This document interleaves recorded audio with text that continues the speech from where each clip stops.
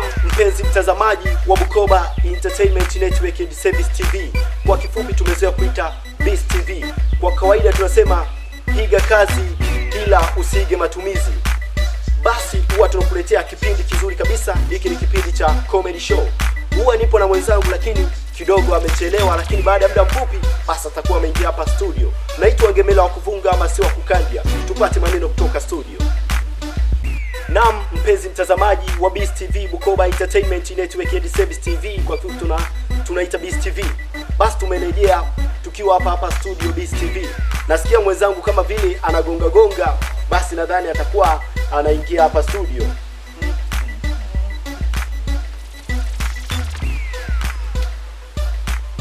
Wewe hapa tuko studio.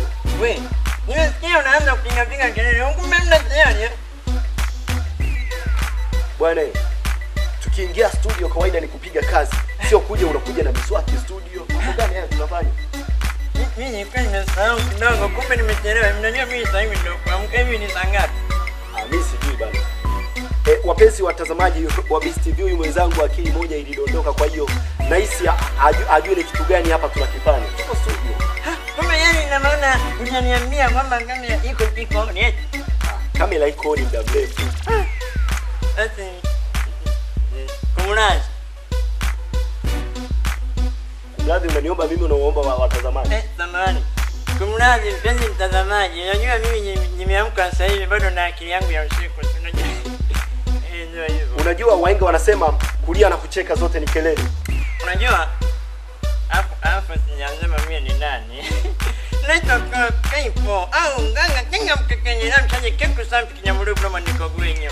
Mimi kawaida nilikuwa shajitambulisha, naitwa Ngemela wa kuvunga ama sio wa kukandia. Dobi naye ni mpiga pasi japokuwa tu mimi miguu. Wanasema kuendelea kunenepa wakati unadaiwa ni ishara ya dharau. Hivi unajua kwamba heshima pesa, shikamoo ni kelele. Hiyo najua. Lakini hata wewe mrefu vipi huwezi kuiona kesho. Unaambiwa kwamba hata daftari lina vyumba lakini huwa havipangishwi. Wanasema kutaka kula hela ya mwaya. Wewe msifie, mara umesoma, una akili nyingi, atakupa kila kitu chake. Na unaambiwa kuku naye ni ndege japokuwa huwa hatuye airport. Basi mpenzi mtazamaji, mimi nitakuletea habari za mataifa kidogo. Alafu sana mimi huwa ni mwanamichezo. Na mpenzi mtazamaji wa BIS TV, wanasema kwamba hata punda na mistari japokuwa huwa hana mkwanja wa kuingia studio. Basi mpenzi mtazamaji, mimi nakupa habari ya kwanza. Na kiwanda kimoja kilichogundulika nchini China. Chenyewe kinatengeneza vinywaji aina ya bia. Bia hiyo ukinywa unalewa baada ya masaa 5. Kwa hiyo unajipanga, unakunywa ba, ugomvi nyumbani kwenu na ulevi, unampelekea mkeo au vipi? Lakini katika habari za biashara, baada ya kuona kwamba Watanzania wengi Kiingereza huwa kinawapiga chenga, yani Kiingereza kinawapiga chenga kama Ronaldo basi serikali ikaamua kwamba kila mtoto atakayekuwa anazaliwa basi anapewa bia. Analewa ili anaongea nini? Kiingereza. Unajua kwamba wale ndio wanaongea Kiingereza. Basi mtoto akiwa amelewa, yani akiwa na akili ile ya kulewa ili aweze kuongea vizuri. Kaka. Najua Kiingereza natia cross. Najua, lakini ukinywa pombe si unalewa? Ukinywa pombe si unalewa? Sasa nataka ile ya kulewa masaa 5. Hili ni kinywa tu. Na shuleni nafika hayo masaa 5 hajafika. Ili mwalimu akiingia kwenye kipindi Kiingereza kinapanda. Mpenzi mtazamaji wa BIS TV, wanasema kwamba wakina mama wanaopendelea kula udongo, ninyi nyote wakina mama mnaopendelea kula udongo wakati mkiwa na ile mkiwa waja halafu baadaye wazito, mkiwa waja halafu wazito, mnashauriwa mnapokula udongo basi tafuteni hata miti twanga kuleni nini, mabati kula, milango kula, madirisha kula, ili uzae mtoto ambaye amekamilika, sio kula udongo tu unazaa mtoto hana macho, hana pua, hana mdomo. Nadhani kusema kwamba atajifungua tofali. Anaweza akajifungua tofali muda wote. Na jamaa mmoja jina lake ngoja niweke mfukoni kidogo. Nimeweka mfukoni. Aliyekuwa amezoea kupiga chabo. Almaarufu kama Mpiga TV. Jana amenaswa na kamera yetu ya BIS TV. Alipokuwa anacheza kwenye mchochoro kwenye nyumba moja, akawa amesikia kwenye nyumba moja kuna mtu anahesabu 13 13 13. Jamaa akasema hapa baba ni mtu anaua. Ikabidi achome pale. Kwa hiyo kijicho yake kapigwa mchanga wa macho. Hiyo ilikuwa kali.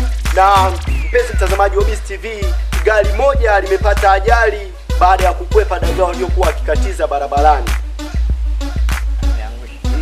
Na marehemu wote mliozikwa maeneo ambayo yalikuwa sio rasmi, yani kama wewe ulikufa enzi zile halafu ukazikwa kwenye eneo ambalo lilikuwa sio rasmi, basi unashauriwa kama utakuwa umepata mkwanja, unaweza wewe mwenyewe ukakata rufaa kuzikwa kwenye jeneza, yani ufufuke uzikwe kwenye jeneza au uendelee kubaki hapo hapo ulipo. Wanasema kuonja kila kitu, huwezi kuonja maji ya ugali. Hata uwe msafi vipi, huwezi kunawa mikono kula rushwa.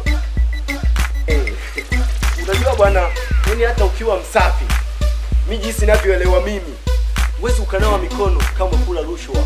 Mimi mbona wala nawa kula? Sio kula chakula, kula rushwa. Rushwa? Hivi rushwa huwa ikoje? Mimi nasikiaga kuna rushwa. Mimi nakulaga ugali, nakulaga ndizi, nakula ule ugali unaovutika. Acha hiyo mada achana nayo. Unajua kwamba wanaojua rushwa tayari washajistukia. Piga huwa garagaza aliyeshinda njaa hawezi kupewa medali. Lakini na ya Chelsea umebeshwa mimba.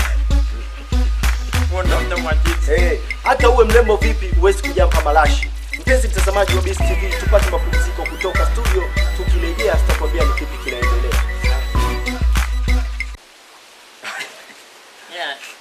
Hivi TV kwa sasa. Nakwambia ni Beast TV, yani mko vizuri.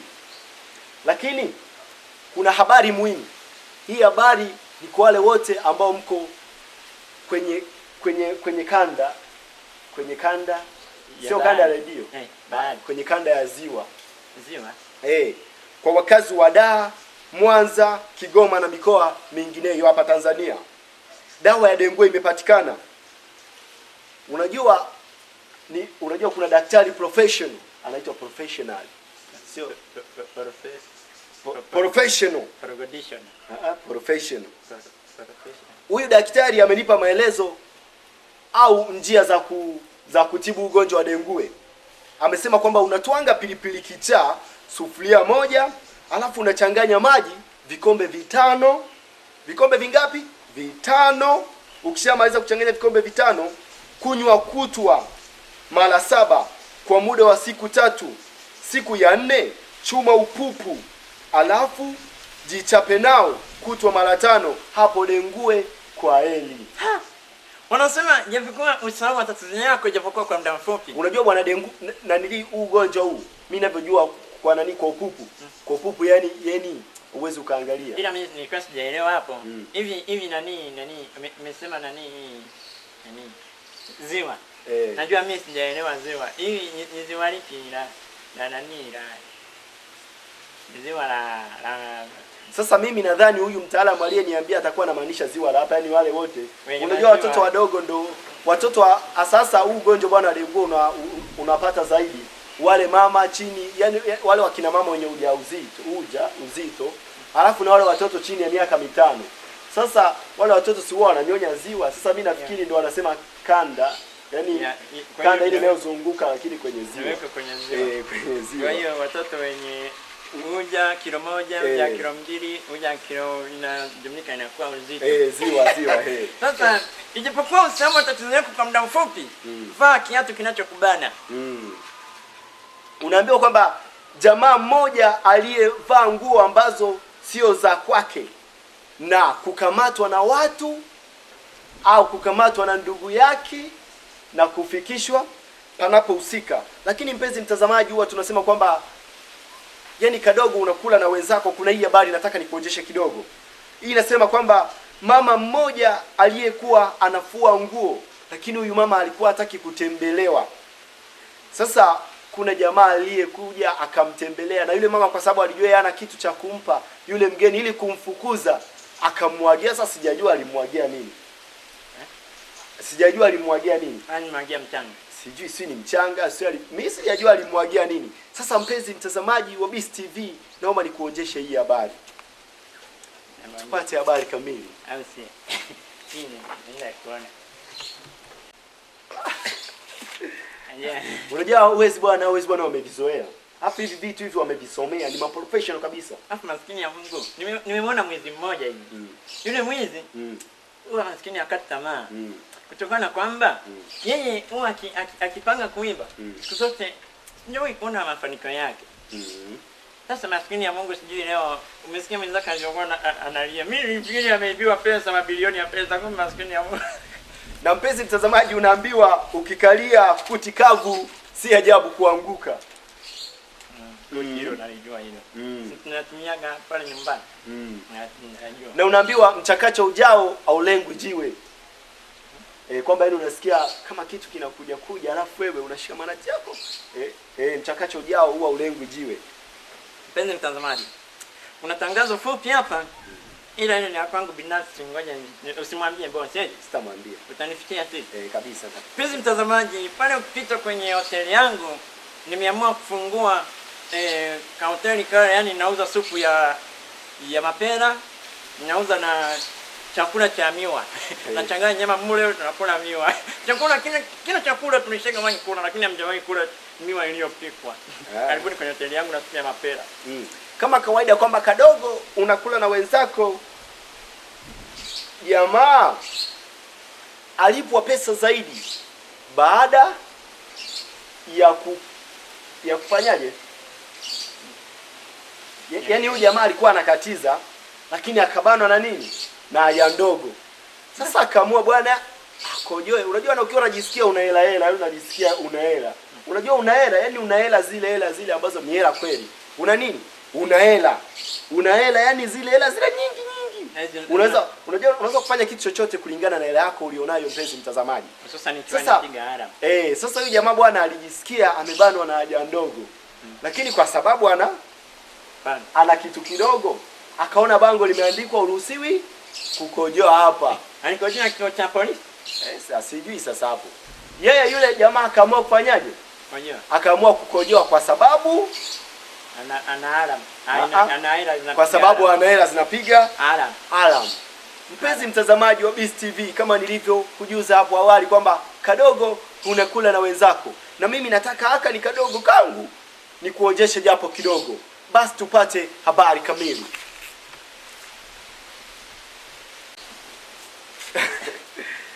Ila bwana hela ni kitu kibaya. Hivi niambie, huyu alikuwa ni askari au ni mgambo? Mimi sijajua ni askari, mgambo, ni mwana usalama, mimi sijajua. Hivi au alikuwa na lile lilikuwa sikia kwamba lile lilikuwa ni eneo lake. Lakini kwa sababu kaona kwamba watu wanakojolea ukuta kila siku, kwa hiyo akahisi kwamba wanaweza wakambomolea nini. Unajua na mkojo huo una asidi. Kweli? Kwa hiyo sasa kaona ule ukuta ule unaweza ukabomoka, kwa hiyo watu kufanyaje? Ukoje, ikabidi aweke bango. Kwa atakaye kojoa hapa faini ni kiasi fulani. Sasa jamaa kwani kuandika 50. Alafu jamaa alikuwa na hela kwa hiyo. Hata mimi sijajua. Hata anaandika shilingi 5,000 ni ndogo. Hata mimi hapo sijafanyaje? Sijajua. Na ile timbwili ilikuwa inazidi ya nani? Na nani? Naidiamini nduli dada. Mpenzi mtazamaji, tutapata matangazo kutoka studio, afu then tukirejea nitakujuza zaidi, lakini zaidi zitakuwa ni habari za michezo. Tupate mapumziko kutoka studio.